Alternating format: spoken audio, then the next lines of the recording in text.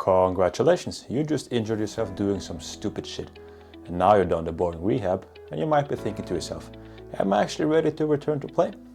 Now you might be a strength conditioning coach, a physiotherapist, or even a chiropractor. I don't give a. How do I assess if my athletes or my clients are ready to return to play or whatever they're doing? The test I'm going to show you assesses agility, strength, dynamic stability, core stability, and also mental readiness. Just a note, you don't have to do these tests, you can do something else as well. I just think these tests assesses everything that you need to do in order to return to play. Test number 1 is Illinois Agility Test.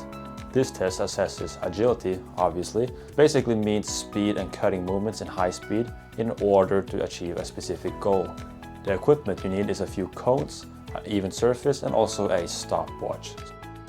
Test number 2 is the Limb Symmetry Index. This test assesses lower limb function and also is there any imbalances between your right and your left foot. This test is composed of 4 tests, which you can see in the picture here. What happens now is I'm going to show you my drunk friend doing a single leg hop test when we're out drinking. Test to see if I can go to a nightclub or not, okay?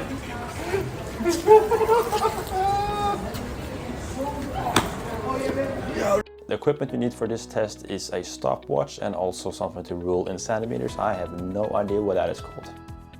Test number 3, we're going to do a strength test. And according to research, a big risk factor for injuries are muscle imbalances. That basically means that, for example, one leg is stronger than the other. For this, I like to use the 10 repetitions modified. This basically means you're going to pick a weight that you can perform around 10 reps on one leg with max intensity. One exercise I like to do is the single leg eccentric hamstring curl.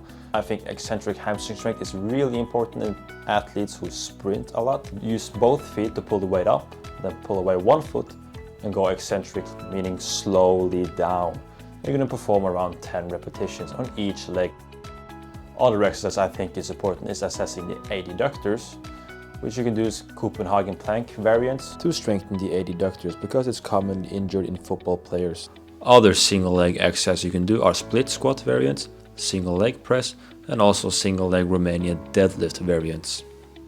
You should also be able to sprint at 100% with sudden stop and deceleration without any pain. Running at 80% speed is not enough to prepare the hamstring for the load they are exposed to during maximal sprinting.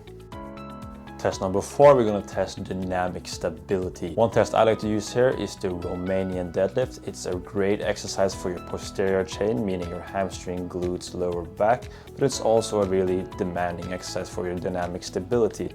Here you can perform 10 repetitions modified, as we did in the strength test as well.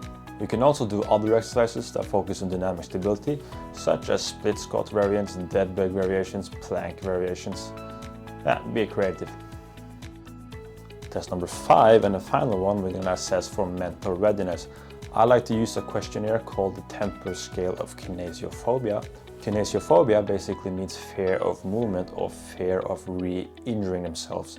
So I think it's important to assess if an athlete feels mentally ready to return to play.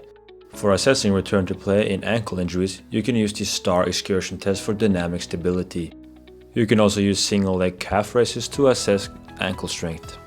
For groin pain, you can use the red light analogy, which I will show in the picture here. Thank you for watching this video. I hope you enjoyed watching this video. I had a blast making this video. Kinda.